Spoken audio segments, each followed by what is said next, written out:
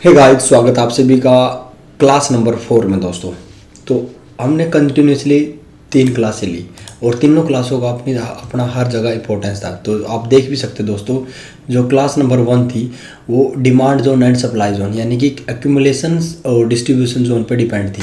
तो उसका अपना ही अलग रोल है। 20 EMA और 9 EMA के बारे में मैंने आप लोगों को समझाया था, इसका इंपॉर्टेंस के बारे में बताया था। उसके बाद टाइम फ्रेम के बारे में आप लोगों को बताया। ऐसे करके हमने 3 क्लासें थी। तो इसमें आप लोगों एंट्री के प्लान कर सकते दोस्तों। यहाँ से आप लोगों को ये पता चल जाएगा कि हमको किस स्टॉक में एंट्री लेनी है, ठीक है। लेकिन आपकी एंट्री सही है या गलत है दोस्तों, वो आपकी इस 4 नंबर क्लास से पता चलेगा दोस्तों कि हाँ भाई, जिस स्टॉक में मैंने एंट्री ली है वो एंट्री मेरे लिए सूटेबल है या नहीं है। क्योंकि यदि जब तक आपको किसी स्टॉक का, किसी भी इंडाइसिस का ट्रेंड नहीं पता रहेगा तो आप कहीं भी गलत एंट्री ले सकते हो। फॉर एग्जांपल, मेरी किसी स्टॉक में, मान के चलो इसी स्टॉक में मैं महिंद्रा एंड महिंद्रा में सोच रहा हूँ कि मेरा यहाँ से सेलिंग का प्लान है। मैं यहाँ से सोच रहा हूँ कि यहाँ से मार्केट और डाउन आएगी, नीचे की तरफ आएगी। तो मैं यहाँ से देखूँगा कि भाई मैंने यहाँ से कॉल को शॉर्ट कर दिया। सिंपल सी बात है, सेलिंग में आप यहाँ पर कॉल को शॉर्ट करोगे, ठीक है। तो अब मेरे को एनालिसिस के अकॉर्डिंग, मैं जस्ट रफली एग्जांपल बता रहा, एनालिसिस के अकॉर्डिंग आपने इस कॉल को शॉर्ट कर दिया। लेकिन यदि मेरे को ट्रेंड का पता है कि भाई मेरे को तो पता है कि ट्रेंड अप है, तो मैं ये रॉन्ग एंट्री नहीं लूँगा दोस्तों, ठीक है। तो इसलिए इसका इंपॉर्टेंस है। इसके साथ साथ दोस्तों मैं वॉल्यूम्स के बारे में भी आप लोगों को समझाऊंगा कि हाँ भाई, ट्रेंड और वॉल्यूम्स का क्या कम्बिनेशन है। क्योंकि वॉल्यूम्स के साथ ही दोस्तों आप लोगों को ट्रेंड का एक सटीक निशाना मिलेगा, एक स्टिक पैमाना मिलेगा कि भाई हाँ, यहाँ से मैं एक सही स्टॉक में सही एंट्री के साथ बैठा हूँ। चाहे मार्केट नेक्स्ट डे डाउन रहे, कैसी भी रहे, अप रहे, कंसोलिडेट रहे, तो वो आपको, आपका जो कॉन्फिडेंस लेवल है ना, इसको बिल्डअप रखेगी, इसको डाउन नहीं आने देगी, ठीक है दोस्तों। और इसी के साथ दोस्तों हमने ऑप्शन सेलिंग की पेड कोर्स भी है अपने पास। Paid course in the sense कि भाई हमने एक मिनिमम फीस रखी है। एक बार आप सुन लेना, उसके बाद यदि आपको अच्छा लगे तो प्लीज़ मैसेज करना, अदरवाइज़ मत करना। तो अपनी फ़ीस है ये है दोस्तों। और ये 1 वीक के बाद दोस्तों, 1 वीक के बाद फुल्ली रिटर्नड है। मतलब आपको फुल्ली ये रिटर्न कर दी जाएगी दोस्तों 1 वीक के बाद। क्योंकि आपको ऑप्शन सेलिंग की आदत लग जाएगी, आपको पता चल जाएगा कि हाँ, मेरे को भाई कैसे एंट्री लेनी है, कैसे एग्जिट करना, किस स्टॉक में बैठना, कब तक बैठना है। तो मेरा 1 वीक के बाद आपका जो कॉन्फिडेंस है, तो आप लोग खुद ही विश्वास करने लग जाओगे कि हाँ भाई सब कुछ है। क्योंकि ऑलरेडी हमारे साथ भाई जुड़े हुए हैं, आप उनसे बात भी कर सकते हो, आप मेरे को मैसेज करो।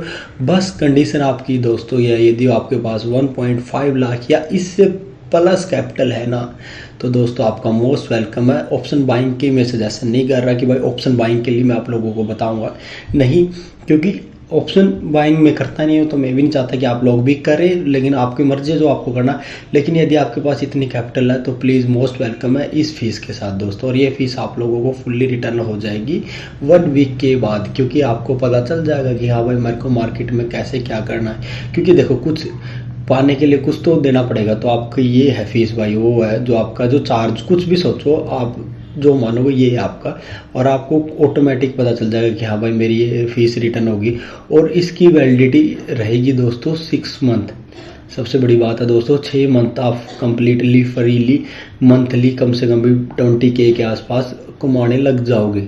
मैं आपको 1.5 लाख के साथ ये 20K कमाना सिखा दूंगा। तो नो प्रॉब्लम दोस्तों, यदि आप चाहते हो तो प्लीज़ मैसेज करो मेरे को। यदि आपको अच्छा लगे तो प्लीज़ बताना मेरे को, ठीक है दोस्तों। अब हम क्लास में अपना कंटिन्यू करते हैं। तो अपनी क्लास है दोस्तों ट्रेंड, और उसके साथ अपनी वॉल्यूम्स की। भाई वॉल्यूम्स क्या, बेसिकली मैं वॉल्यूम्स के बारे में थोड़ा आपको एक ओवरव्यू बता देता हूँ। देखो, वॉल्यूम दोस्तों 2 टाइप की होती है। हालांकि वॉल्यूम्स के टाइप्स तो बहुत सारे, 3 टाइप्स 4 टाइप्स जो भी है, मतलब। लेकिन हम बेसिकली जो वॉल्यूम्स को कंसीडर करते हैं, जैसे अभी एक कलर्ड है, अभी मैं ये इसलिए इसको चेंज करूँगा क्योंकि वॉल्यूम्स को समझाने के लिए आप लोगों को बताऊँगा कि हाँ भाई, वॉल्यूम्स बेसिकली डिपेंड होती है। एक रियल वॉल्यूम होती है और एक होती है फेक वॉल्यूम दोस्तों। आप बहुत से भाई बोलोगे वॉल्यूम फेक नहीं हो सकती। फेक वॉल्यूम कैसे होती है वो मैं आप लोगों को एग्जांपल के साथ समझाऊंगा।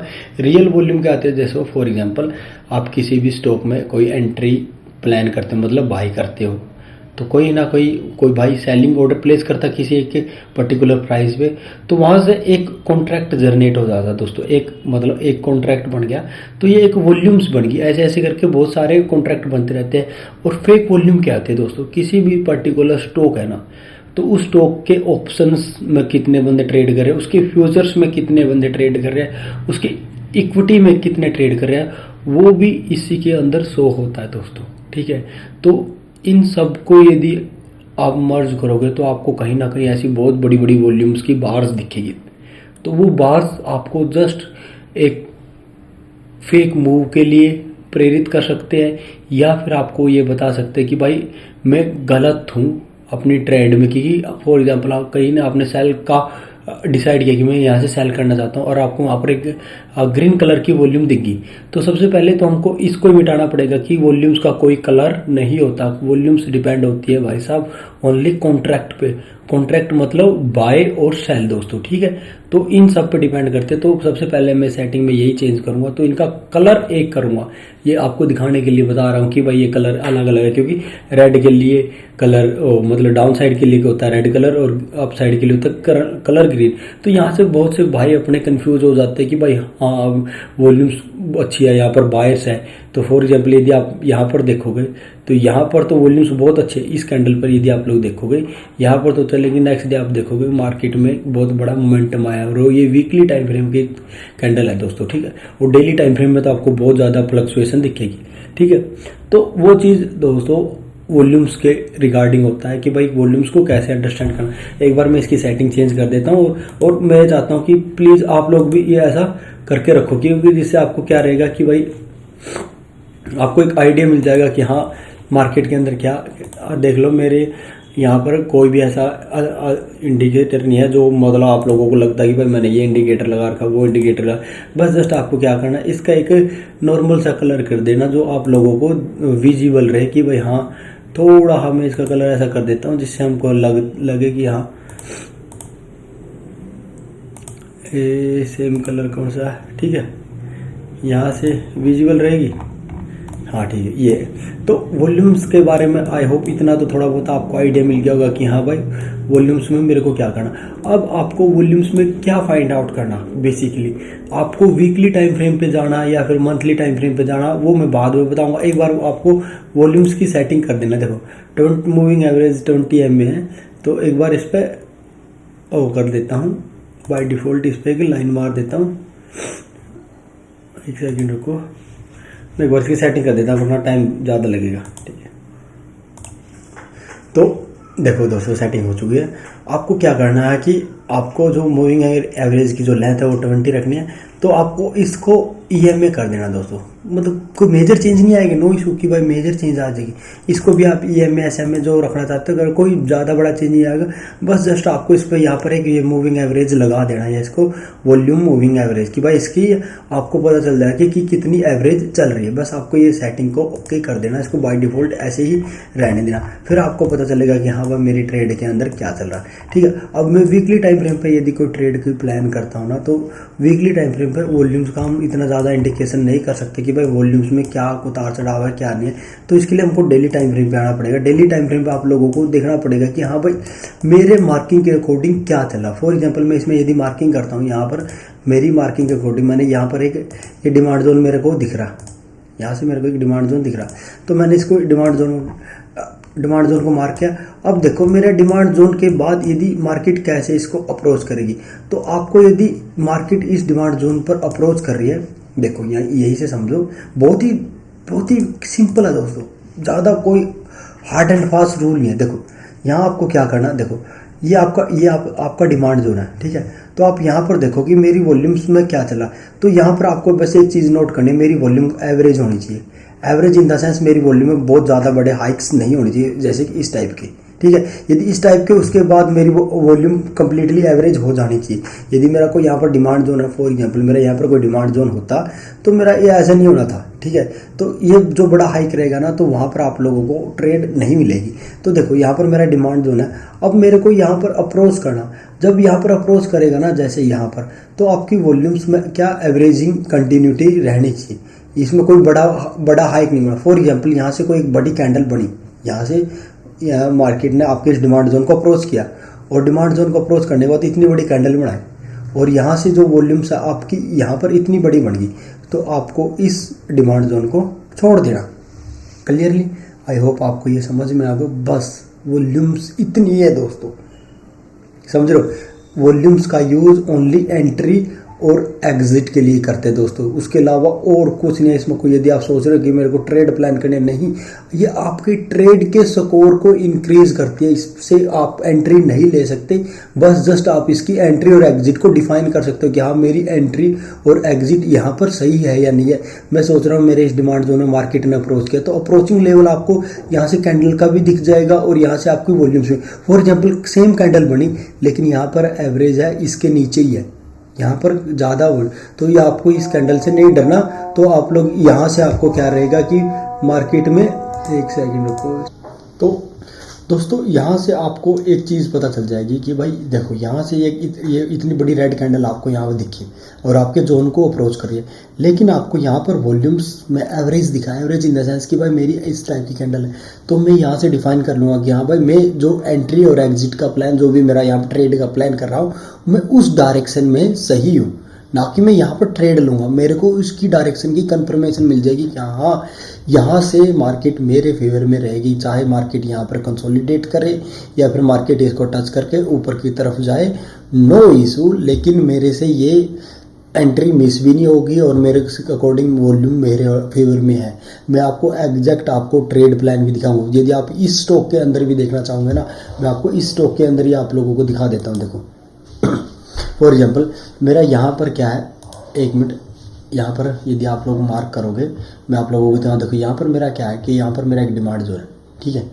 और यदि मैं यहाँ पर मार्क करूँ ना, देखो फॉर एग्जाम्पल इसको मैं मार्क ही कर देता हूँ दोस्तों, आपको यहाँ से एक बार एंट्री, एक बार मैं जस्ट, क्योंकि मैं ट्रेंड के बारे में अभी इसके बारे में डिस्कस नहीं कर रहा आपको कि भाई ट्रेंड क्या है, बस जस्ट आपको एक बार आइडिया दे रहा हूँ, क्योंकि ट्रेंड अभी अपने फेवर में, इसलिए मार्केट के ट्रेड अपनी, ठीक है। यहाँ पर मैं अपनी एंट्री का प्लान कर देता हूँ और अब देखो यहाँ से अप्रोचिंग, ठीक है।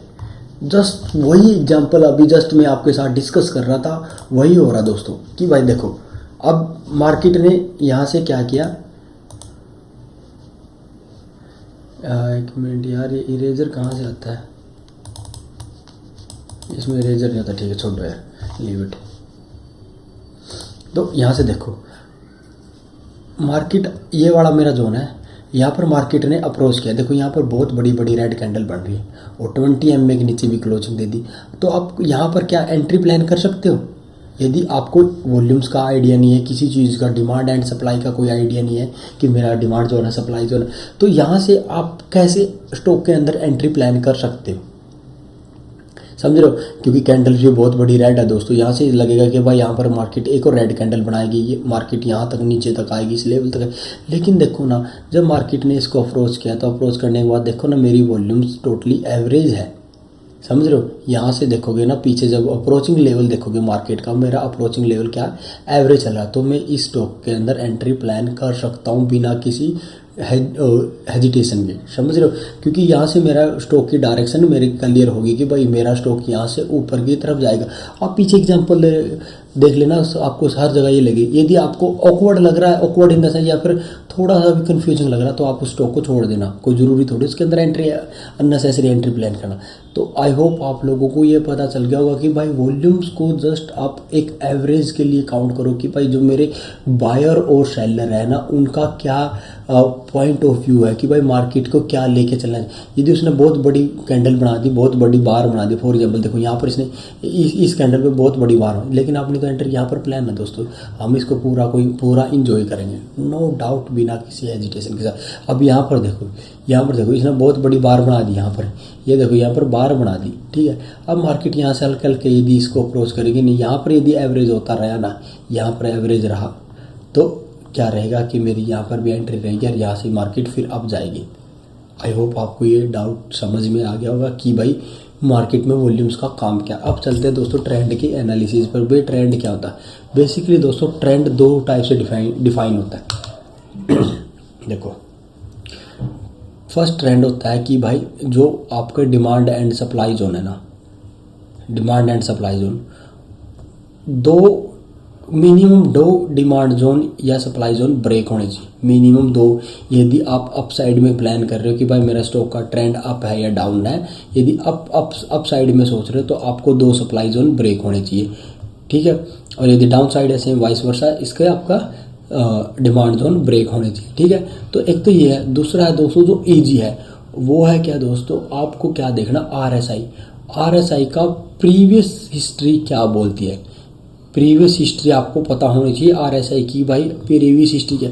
फॉर एग्जांपल यदि मैं महिंद्रा एंड महिंद्रा की बात करूँ कि भाई महिंद्रा एंड महिंद्रा में क्या है, तो आपको वीकली टाइम फ्रेम पे इसकी मिनिमम और मैक्सिमम रेंज पता होनी चाहिए, ठीक है। तो मिनिमम जब मार्केट की रेंज रही, मेरे को पता है कि सभी लोग इसको ही यूज करेंगे, ठीक है, कि जो ये आरएसआई वाला ना इसी को यूज़ कर, क्योंकि ये आपकी स्क्रीन पे दिखता रहेगा, कौन यार ऐसे देखेगा। क्योंकि जब तक आप डिमांड एंड सप्लाई जोन को मार करके नहीं रखोगे तब तक आपको ट्रेंड का मतलब इसका अच्छे से यूज नहीं कर पाओगे। हालांकि आपको इसका मिनिमम और मैक्सिमम पता रहे नो डाउट, लेकिन आपको श्योरिटी भी इससे के साथ भी करनी पड़ेगी कि भाई हाँ कि इसने कोई ना कोई डिमांड मिनिमम 2 बोला तो यार दोस्तों मिनिमम में इसका 1 कर देता हूँ, minimum 1 demand and supply zone इसका ब्रेक होना चाहिए यहाँ से, ठीक है। 2 भी नहीं, मिनिमम 1, ठीक है। तो आपका ट्रेंड आपको कंसीडर। उसके बाद आपको क्या करना, आपको जस्ट वीकली टाइम फ्रेम पे आपको क्या कंफर्म करना है, वीकली टाइम फ्रेम में आपको जस्ट ये देखना। हालांकि इसका ये डेली टाइम फ्रेम है, डेली टाइम फ्रेम पे, और ये आपको वीकली टाइम फ्रेम मिनिमम और मैक्सिमम रेंज में पता होना चाहिए। अब मैं एक बार सेकंड वाला आप लोगों को समझा देता हूँ, फिर फर्स्ट वाला समझाऊंगा। एक बार मैं वीकली टाइम फ्रेम पे चला जाता हूँ और वीकली टाइम फ्रेम पे आपको मिनिमम और मैक्सिमम रेंज समझा देता हूँ कि हाँ भाई मिनिमम और मैक्सिमम रेंज क्या होती है, ठीक है। तो एक बार मैं इसको ही बड़ा कर लेता हूँ, ठीक है, क्योंकि इससे मैं मिनिमम और मैक्सिमम रेंज का आइडिया मिलेगा। तो इतना बहुत है। इसको एक बार मैं अपनी ड्राइंग ऑन कर लेता हूँ। देखो यदि आप लोग बात करोगे यहाँ पर क्लियरली आप लोग देखोगे कि इसकी मैक्सिमम रेंज क्या है। मैक्सिमम रेंज 80 या 90 के आसपास है। यदि आप यहाँ पर देखोगे, यहाँ से मतलब हल्का सा ये है, मतलब मोस्ट प्रोबेबली 85 के आसपास इसकी मैक्सिमम रेंज आप लोग कहीं से भी चेक करोगे। और मिनिमम देखोगे इसकी कितनी रेंज है, 30 है। यहाँ पर कितनी है एवरेजिंग, एक बार इसकी मिनिमम 30 है, यहाँ पर मिनिमम 30 है और यहाँ पर देखो इसने क्या 20 भी क्रॉस कर दी यहाँ से, ठीक है। उसके बाद यदि इसकी आपको मिनिमम और मैक्सिमम रेंज पता चल गई कि भाई मिनिमम, अब आप देखो कि 57 के पास चल रहा है क्लियरली। देखो अभी आपको सीखने में थोड़ा टाइम लगेगा, लेकिन जब आप ट्रेड देखोगे 57 है, तो 57 किसके ज़्यादा नज़दीक है, 85 के, इससे तो बहुत दूर है। तो कहने का मतलब ट्रेंड मेरा अप है, लेकिन ये डाउन साइड की तरफ जा रहा है। कहने का मतलब 57 60 भाई 60 मान लो, इसको एवरेज मान लो, तो ये थोड़ा सा इसके पास में जा रहा।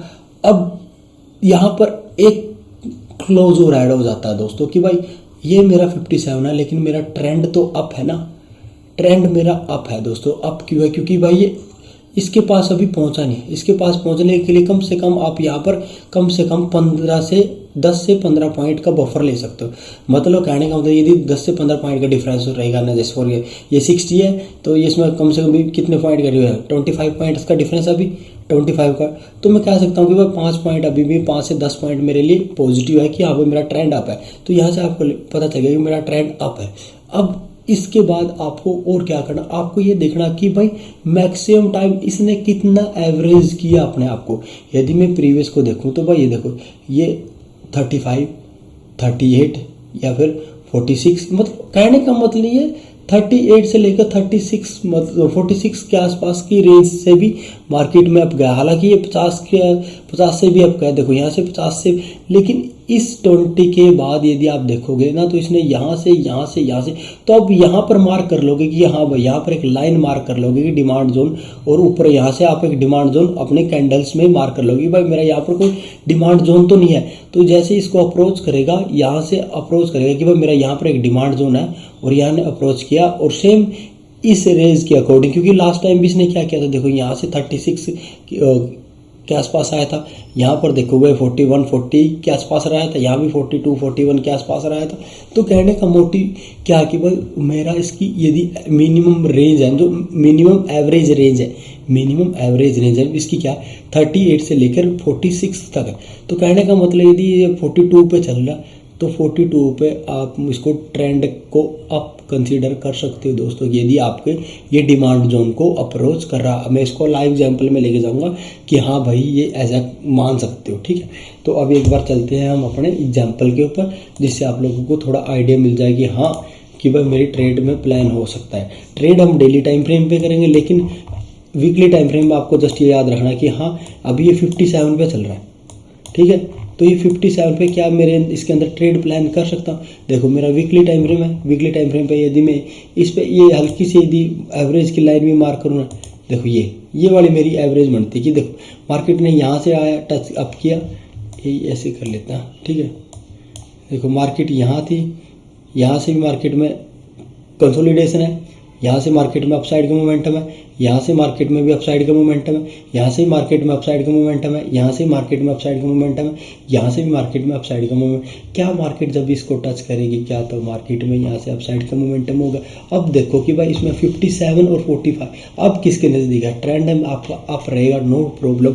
बस जस्ट आपको डेली टाइम फ्रेम पे आके जो मार्किंग मैंने आप लोगों को सिखाई थी वीकली मंथली डेली, उनकी मार्किंग आप लोगों के पास होनी चाहिए कि हाँ भाई अब देखो कि भाई मेरा ये है डिमांड जोन, यहाँ से यदि मैं दिखाऊँ ये मेरा एक डिमांड जोन है, अब इसको अप्रोच करने दो, मेरा ट्रेंड पॉजिटिव है, मैं इसके अंदर पॉजिटिव ट्रेड प्लान करूँगा, ठीक है। अब मैं किसी और दूसरा स्टॉक की बात करता हूँ, हालांकि मैं लाइव वीडियो नहीं तो मैं आप लोगों से ही पूछ लेता कि भाई किस स्टॉक के बारे में। ये देखो ये अपने सारे स्टॉक है, निफ्टी 50 जिस पर क्लिक हो गया उसी का ये देखो श्रीराम फाइनेंस, ठीक है। श्रीराम फाइनेंस में सबसे पहले आपको मंथली टाइम फ्रेम पे एक बार मार्किंग कर लेनी। मैं मंथली टाइम फ्रेम से एक बार आपको इसकी मार्किंग कर देता हूँ, ठीक है। पूरा पहली क्लास से बता रहा हूँ दोस्तों। यदि मैं यहाँ पर देखूँ, यहाँ पर इसका मंथली टाइम फ्रेम में एक डिमांड जोन है हल्का सा, ये यहाँ पर भी हल्का सा डिमांड जोन है, इस डिमांड जोन को अप्रोच किया, इसने इसको ब्रेक किया, तो मैं गाने का मोटिव मेरा ये, मैं इसको यहाँ से एक डिमांड जोन कंसिडर कर सकता हूँ, ठीक है। यदि मैं इसको लूँ तो ये वाला, यदि मेरे को इसको थोड़ा सा वाइडर पार्ट देखना तो मेरे को पता चल जाएगा यहाँ पर डिमांड जोन अच्छे वाला है या नहीं है। तो यहाँ पर कोई अच्छे वाला डिमांड जोन नहीं, लेकिन वीकली टाइम फ्रेम पर आपको बहुत बढ़िया डिमांड जोन मिल जाएगा। देखो मैं कह रहा था वीकली टाइम फ्रेम बहुत अच्छा डिमांड जोन मिलेगा, तो मेरा देखो यहाँ पर वीकली टाइम फ्रेम पे ये एक बहुत ही बढ़िया प्यारा डिमांड जोन मेरे को मिला। दोस्तों मैं इतना फास्ट इसलिए मार्क कर रहा हूँ क्योंकि मैं ये कंसिडर करके चल रहा हूँ कि आप लोगों को इसके बारे में पूरा आइडिया है। एक बार मैं इसका कलर चेंज कर देता हूँ, क्योंकि इसको कर देते हैं येलो पीछे वाले को, ठीक है। और ठीक है, तो आपको थोड़ा आइडिया रहेगा। देखो यहाँ पर मेरा डिमांड जोन है। अब मेरे को क्या देखना, अब मेरे को वीकली टाइम फ्रेम में इसकी वॉल्यूम की एवरेज देखना कि हाँ भाई इसकी वॉल्यूम्स में कितने एवरेज है। एक बार मैं इसको भी बड़ा कर लेता हूँ ताकि आपको आइडिया रहे। तो देखो क्लियरली मेरे को दिख रहा है कि भाई यहाँ से इसका एवरेज यही है, ये वाला इसका एवरेज ये। तो कहने का मतलब मोटिव है कि जब मार्केट इस रेंज पे आएगी, इस रेंज पे मेरा ट्रेंड अप रहेगा, समझ रहे हो। अब देखो 42 48 क्या आप बफर ले सकते हो 6 पॉइंट का। तो मैं यहाँ से डेली टाइम फ्रेम पे जाऊँगा और अपनी एंट्री को प्लान करूँ, नो प्रॉब्लम। यहाँ से देखो मैं अपनी एंट्री को यहाँ से ऑटोमेटिक यहाँ से मैं प्लान कर सकता हूँ। ये देखो सेम यहीं से मार्केट ने उठ के अप साइड का मोमेंटम दे रखा। हम तो सेलर है भाई, हमको ये डाउन साइड से डर नहीं लगता, समझ रहे हो। हमें इस डाउन साइड से डर नहीं लगता क्योंकि हमको कंसोलिडेशन चाहिए, हमको मार्केट के एक रेंज, अपने रेंज से ऊपर रहा मार्केट तो फेवरेट ही रहेगा। तो आई होप आपको यहाँ से आइडिया मिल गया होगा कि भाई मेरे को क्या करना। अब किसी भी स्टॉक को उठा लो दोस्तों, किसी भी स्टॉक को, किसी भी एक, और पहले वाला और मैं बता देता हूँ कि भाई हाँ पहले वाला की जो मैंने पहले वाला भी तो बताया था ना कि भाई एक डिमांड जोन ब्रेक होना चाहिए। तो देखो वो भी दिखा देता हूँ आपको, उसकी कोडिंग आप लोगों को पता था।